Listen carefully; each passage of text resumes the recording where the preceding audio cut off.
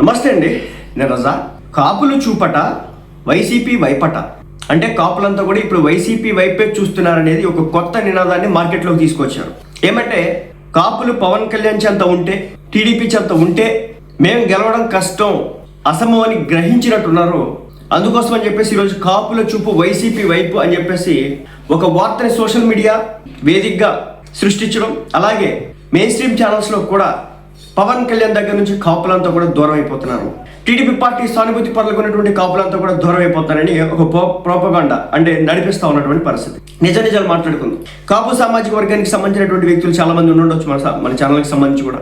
కాబట్టి స్పందించండి, ఈ comment section ద్వారా రియాక్ట్ కండి. కాపులు చూపు ఈ రోజున వైసీపీ వైపు ఉందా, టీడీపీ వైపు ఉందా, అంటే కూటమి వైపు ఉందా చెప్పాలి తప్పనిసరిగా. మీరు ఏం తక్కువ చేశాడని చెప్పేసి వైసీపీ వైపు ఉంటుందని చెప్పేసి నేను అడుగుతా ఉన్నా. జగన్మోహన్ రెడ్డి గారు ఏం ఎక్కువ చేసినాడు, చంద్రబాబు నాయుడు గారు, పవన్ కళ్యాణ్ గారు ఏం తక్కువ చేసినాడు అంటే నాకు డౌట్ ఉంది. సో నేను అడుగుతా ఉన్నా. ముఖ్యంగా ఏంటంటే చంద్రబాబు నాయుడు గారు అన్ని కులాలకి, అన్ని మతాలకి, అన్ని వర్గాలకి, అలాగే పవన్ కళ్యాణ్ గారు అన్ని కులాలకి, అన్ని మతాలకు, అన్ని వర్గాలకి సేమ్ ఇస్తా ఉన్నారు కదా. మరి అలాంటప్పుడు పర్టికులర్గా కాపు సామాజిక వర్గాన్ని టార్గెట్ చేయడం అనుకున్నటువంటి ఉద్దేశాలు ఏంటి? ఒకటే, పవన్ కళ్యాణ్ని రాజకీయంగా దెబ్బ కొట్టాలంటే, జనసేన పార్టీని కొంతమేర నష్టపరచాలంటే కాపు సామాజిక వర్గాన్ని కొంతమేర దూరం చేయాలా. అలాగే ఆంధ్ర రాష్ట్ర రాజకీయాల్లో, ఆంధ్ర రాష్ట్రంలో ఒక మంచి గుర్తింపు ఉంది కాపు సామాజిక వర్గం, వాళ్ళ యొక్క పర్సంటేజ్ కూడా చాలా ఎక్కువ. సో కొంతమందిని డివియేట్ చేస్తే కనుక ఓటింగ్ అయితే నాకు 38% ఉంది, కానీ సీట్లు మాత్రమే 11 వచ్చినాయి, 39% ఉంది, 11 వచ్చినాయి. కాబట్టి నేను కొంత ఓటింగ్ పెంచుకుంటే కానీ నా సీట్లు పెరుగుతాయని చెప్పి జగన్మోహన్ రెడ్డి గారు గ్రహించినారు. అందులో భాగంగా ఈ రోజున ఇలాంటి ఒక ప్రోపగాండా సృష్టించే ప్రయత్నం అయితే చేస్తూ ఉన్నారు. ఇది ఎంతవరకు నిజం? పవన్ కళ్యాణ్ గారు కాపుల్ని పట్టించుకోవట్లేదా? ఎవరో 2-3 కాపు సామాజిక వర్గానికి సంబంధించిన నాయకులు వెళ్ళిపోయారట. సో దాంతో కాపులంతా కూడా పవన్ కళ్యాణ్ అగెనిస్ట్ అయిపోయినారు అని చెప్పేసి మాట్లాడే ప్రయత్నం చేస్తూ ఉన్నారు. ఈ రోజున పిఠాపురానికి పవన్ కళ్యాణ్ గారు తన సొంత నిధులు ఇస్తా ఉన్నాడు. రోడ్లు కావాలంటే రోడ్లు, ఏవి కావాలంటే అవి టీడీపీ పార్టీకి సంబంధించినటువంటి అధ్యక్షులు మన నారా చంద్రబాబు నాయుడు గారు ముఖ్యమంత్రి హోదాలో ఏది కావాలంటే అది ఇస్తా ఉన్నారు. గిరిజనుల దగ్గర నుంచి మొదలు పెడితే అన్ని సామాజిక వర్గాల వరకు పథకాలు అనేది అందుతా ఉన్నాయి. మీకు పెన్షన్ పెరగలా? పెన్షన్ పెరిగిందా లేదా?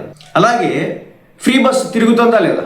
సంవత్సరానికి దాదాపు 3 గ్యాస్ సిలిండర్లు ఫ్రీగా ఇస్తున్నారా లేదా? అలాగే మీ కుటుంబంలో ఎంతమంది ఆడపిల్లలు ఉంటే, చదువుకుంటూ ఉంటే అంతమంది ఆడపిల్లలకి తల్లికి వందనం డబ్బులు పడుతున్నాయా లేదా?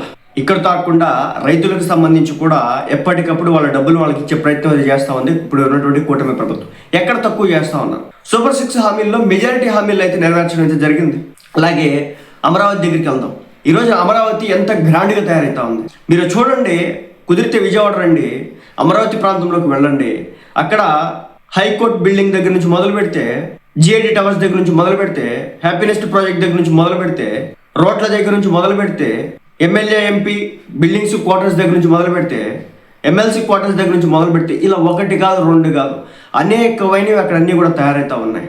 అలాగే క్వాంటమ్ వ్యాలీకి సంబంధించి కూడా కన్స్ట్రక్షన్ స్టార్ట్ అయింది. భూమికి సంబంధించినటువంటి శాంపిల్స్ కూడా చెక్ చేస్తూ ఉన్నారు. మీరు రోజుకి దాదాపు 25,000 నుంచి 30,000 మంది జనం ఇక్కడ వర్క్ చేస్తూ ఉన్నారు అమరావతి. ఇది వద్దనుకునే, ఇది అవసరం లేదా? డెవలప్మెంట్ వద్దా? ఆంధ్ర రాష్ట్రం రాజధాని వద్దా? ఆంధ్ర రాష్ట్రం పలానా నగరం అనేది మనకి చెప్పుకోవడానికి లేదా? వద్దా? ఈ రోజుకి కూడా జగన్మోహన్ రెడ్డి గారు బయటకు వచ్చి ఆ ఏదైతే నది మునిగిపోయేటటువంటి ప్రాంతం ఏదైతే ఉందో ఆ ప్రాంతంలో కడతాడని చెప్పేసి ఆయన ఒక ప్రచారానికి తెరదీసినాడు. అమరావతి ప్రాంతంలో వరదల్లో మునిగిపోతుందా? అమరావతి కృష్ణా రివర్లో మునిగిపోతుంది. ఎందుకు మునిగిపోతుంది? ఇన్నేళ్లు గత దశాబ్దాలుగా, శతాబ్దాలుగా మునిగినటువంటి భూమి, పుట్టినప్పటి నుంచి మునిగినటువంటి భూమి ఇప్పుడు కొత్తగా మునిగేదేంటి? ఎక్కడికి వెళ్ళి మునుగుతుంది? తిప్పి కొడితే అక్కడ నుంచి ఒక 50 కిలోమీటర్లు వస్తే హంసాల దేవి సముద్రంలో కలుస్తూ ఉంటుంది నీరు. ఎలా మునుగుతుంది? ఇలా గేట్లు ఎత్తి తీసాలో అలా వెళ్ళిపోతాయి నీళ్లు. అలాంటివి పట్టుకొని అది వచ్చేసి ఒక రివర్ బెడ్ అని చెప్పేసి ఆయన మాట్లాడుతూ ఉన్నాడు. మళ్ళీ రేపొద్దున జగన్మోహన్ రెడ్డి గారు వస్తే ఆంధ్రాకి రాజధాని ఉంటుందో లేదో నాకైతే డౌట్ వచ్చేసింది. మొన్న ఆయన మాట్లాడేటువంటి మాటలకి ఎలా మాట్లాడుతున్నాడు ఆయన? అది కరెక్టా? ఇలాంటివన్నీ కూడా చూస్తున్న నేపథ్యంలో పక్క ఆంధ్ర రాష్ట్రానికి సంబంధించిన డెవలప్మెంట్స్ జరుగుతూ ఉంటే, రోడ్లన్నీ కూడా నిర్మాణం జరుగుతుంటే, 6 లేన్ రోడ్స్ వేస్తూ ఉంటే, మరో పక్క వచ్చేసి పోలవరం దగ్గరికి వెళ్తే కనుక ప్రతి నెల కూడా ముఖ్యమంత్రి గారు వెళ్ళి అక్కడికి వెళ్ళి మొత్తం కూడా కంప్లీట్గా చెక్ చేసుకొని రావడం, ఏం పనులు జరుగుతున్నాయో తెలుసుకోవడం. 2027 కల్లా ఈ పోలవరం ప్రాజెక్ట్ ఏదైతే ఉందో కొన్ని దశాబ్దాలుగా ఉన్నటువంటి ప్రాజెక్ట్ని కంప్లీట్ చేసే విధంగా అడుగులు వేస్తూ ఉండడం మనం చూస్తున్నాం కదా. ఇలా ఏనాడైనా జగన్మోహన్ రెడ్డి గారు వెళ్ళి పోలవరంలో కూర్చొని పరీక్షలు చేసి పరీక్షించి వాళ్ళతో మాట్లాడేదని చేయగలిగినారా?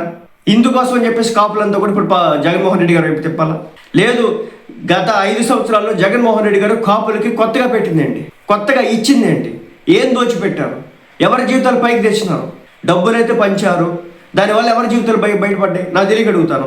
డబ్బు పంచడం పక్కన పెట్టి డెవలప్మెంట్ మీద శ్రద్ధ పెట్టుంటే వైసీపీ పార్టీకి ఇంత దారుణమైనటువంటి ధోరణి వచ్చింది కదా, ఇంత దారుణమైనటువంటి ఓటమి వచ్చిండేదా? ఇలాంటి ఇబ్బందులు పడేటటువంటి వాళ్ళ జనానికి డబ్బులు పంచినప్పటికీ కూడా ప్రజలు ఆదరించలేదంటే ప్రజలు ఏం కోరుకుంటున్నారు? డెవలప్మెంట్. ఆ డెవలప్మెంట్ ఇవ్వనప్పుడు రేపొద్దు మళ్ళీ వచ్చి ఏం చేస్తారు? ఈ రోజుకి ఆంధ్ర రాష్ట్ర రాజధాని అమరావతిని డెవలప్ చేస్తూ ఉంటే దాని మీద కూడా వచ్చి ఆయన ఇష్టం వచ్చినట్టు విష ప్రచారం జరుగుతూ ఉంటే దాన్ని కవర్ చేయలేక కొంతమంది వైసీపీ నాయకులు వచ్చి మాట్లాడుతూ ఉంటే, ఒక పేర్ని నాని గారు కావచ్చు, ఒక అంబటి రాంబాబు గారు కావచ్చు, లేదంటే ఇంకా మన సజ్జల రామకృష్ణారెడ్డి గారు కావచ్చు, వీళ్ళంతా కూడా వచ్చి మాట్లాడుతూ ఉంటే మరి దీన్ని మనం ఎలా చూడాలి? అంటే నేను ఇక్కడ అడగాలనుకుంటున్నటువంటి అంశం ఏంటంటే, ఇప్పుడు జగన్మోహన్ రెడ్డి గారి చుట్టూ వీళ్ళందరూ ఎందుకు చేరాలి తెలియక అడుగుతా ఉన్నాను. ఆయన మంచి చేస్తే ప్రజలు నిజంగా 11 సీట్లకు కూర్చోబెట్టేవాళ్ళు కాదు కదా. మినిమం 175, 175 అన్నారు. 171 రావాలి కదా, ఎందుకు రాలేదు? మళ్ళీ ఈవీఎంస్ అన్నారు. ఈవీఎంస్ అనకండి, ఎందుకంటే మరి పక్కనే జరిగినటువంటి తెలంగాణ రాష్ట్రంలో మరి అక్కడికి కాంగ్రెస్ ఎందుకు వచ్చింది? బీజేపీ రావాలి కదా, అక్కడ బీజేపీ ఎందుకు రాలేదా? లేదంటే కనుక కర్ణాటకకి వెళ్తే కాంగ్రెస్ ఉండాలి, అక్కడ బీజేపీ ఇంతకుముందు సిట్టింగ్ పార్టీ కదా, మరి అలాంటి పార్టీ పోయి కాంగ్రెస్ ఎందుకు వచ్చింది? రాకూడదు కదా. అది తెలియక అడుగుతూ ఉన్నాను. ఈవీఎంస్ కథ ఏం లేదా? మనం గెలిస్తే ఈవీఎంస్ కాదు, ఎదుటోటి గెలిస్తే మాత్రం ఈవీఎంలు. ప్రజలు ఇంత ఘోరమైన ఓటమిని చూపించినప్పుడు కూడా ఇంకా ఈ రోజుకి కూడా మారలేదంటే, మా తీర్పు మార్చుకోవట్లేదంటే, తీర్పు ఇచ్చినా సరే మార్చుకోవట్లేదంటే దీన్ని ఎలా చూడాలో నాకైతే అర్థం కావట్లేదు. మారరా మీరు? ఈరోజు నిన్న రోజారెడ్డి గారు బయటకు వచ్చినారు, మళ్ళీ ఇష్టం వచ్చినట్టు ఆ ఇంటర్వ్యూలో మాట్లాడటం. జగన్మోహన్ రెడ్డి గారు కంట్రోల్ చేయట్లేదు, బహుశా ఆయన దాకా వెళ్ళట్లేదు ఇదంతా కూడా. కేవలం వీళ్ళు చేసినటువంటి మాటలు, వీళ్ళు చేసినటువంటి డబ్బు పంపకాల కారణంగానే అంత ఘోరమైన ఓటమి, చాలా ఘోరమైన ఓటమి. ఈ రోజు ఎంత ఖజానాకు డబ్బులు మిగులుతుంది? వాలంటీర్లు పీకేసినారు, ఆ రేషన్ డెలివరీ ఇంటింటికి పీకేసినారు, ఎంత డబ్బులు మిగులుతా ఉన్నాయి? కాబట్టి మంచి చెడు అసలు రాష్ట్రాన్ని ఎలా డెవలప్ చేయలేదు దానికంటే కూడా ఏ విధంగా చంద్రబాబు నాయుడు, పవన్ కళ్యాణ్, నారా లోకేష్ని దించేయాలా, మేము ఎక్కి కూర్చోవాలా? మీరు ఎక్కువ కూర్చోండి కాదనట్లే, కానీ మంచి చేసి ఎక్కువ కూర్చోండి. మంచి చేయాలి కదా. ఎక్కడ మంచి చేస్తా ఉన్నారు?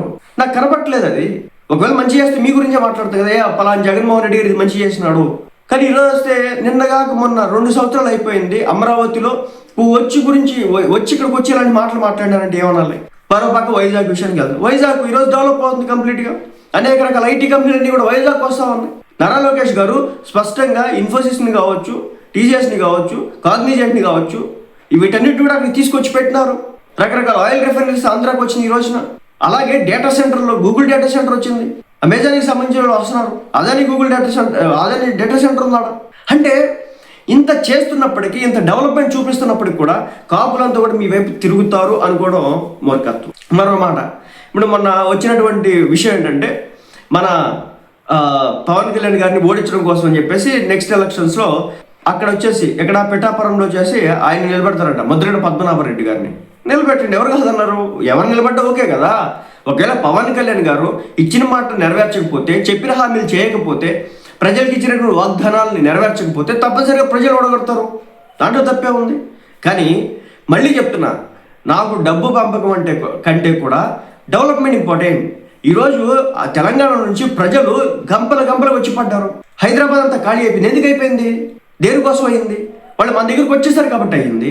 వాళ్ళంతా మన ఇక్కడ పనిచేస్తూ ఉంటే, ఈ మన ఆంధ్ర రాష్ట్రంలో ఉంటే, మన వైజాగ్లో ఉంటే, మన రాయలసీమ ప్రాంతంలో ఉంటే, మన కోస్తాంధ్రాలో ఉంటే, ఇక్కడ కొన్ని ఐటీ హబ్స్గా చేసి ఉంటే కనుక, ఇక్కడ ఉంటే కనుక వాళ్ళు వెళ్ళేవాళ్ళు కాదు కదా, వెళ్ళరు కదా. ఫ్యామిలీస్ వదిలిపెట్టారు. నేను 100 కిలోమీటర్ల దూరంలో ఉండి నైట్ చలిలో 8 గంటలు 12 గంటలు ట్రాఫిక్లో వాళ్ళు వస్తూ ఉంటే చూస్తుంటే, అరే వీళ్ళంతా మన రాష్ట్రానికి సంబంధించిన ఉద్యోగులు పక్క రాష్ట్రాలకు వెళ్ళి పని చేసుకుంటున్నారు కనపడతా ఉంది కదా.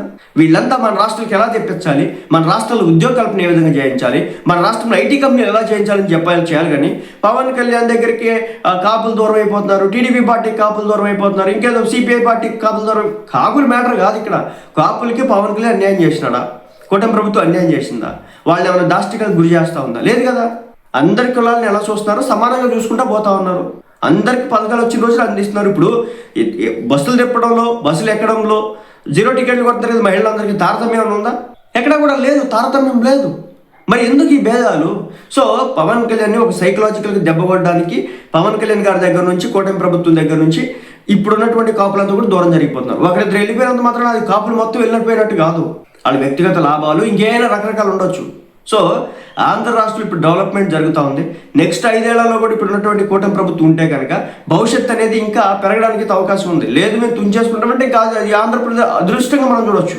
దాంట్లో ఇంకా మాట్లాడడానికి తెలియదనేది నా యొక్క అభిప్రాయం.